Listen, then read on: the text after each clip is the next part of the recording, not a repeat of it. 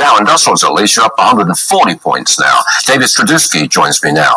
What do you think here? It looks like there's some sentiment in the market this morning that maybe this afternoon Jay Powell will be more of a dove than a hawk. Maybe that's why the market's going up. What do you think?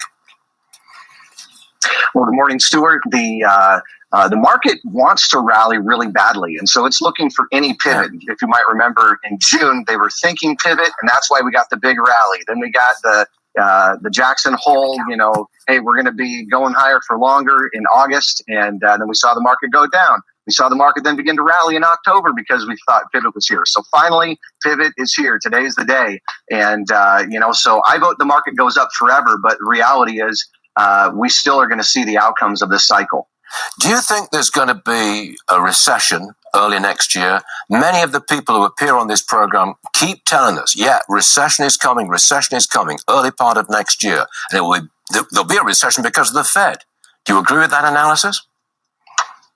I do, and the Fed has actually told us that they expect a recession. So they've repeated this now 4 times, and so my expectation is that somewhere around February or March is when he's going to get out and share again, and it's that time frame that we're going to get what GDP was for 2022. We're going to have an understanding of what earnings are going to be looking like for corporate America. We're going to be seeing challenges like our national deficit. And Congress having to get back together and vote on the credit card.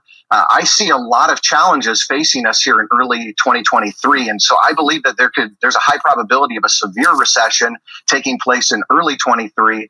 And that Powell's not going to pivot in the same way that everyone believes that he's going to, because he's not trying to make the Paul Volcker mistake of not really getting the interest rates under control by getting to a real terminal rate at this time. I tell you, Fed watching is so complicated, isn't it?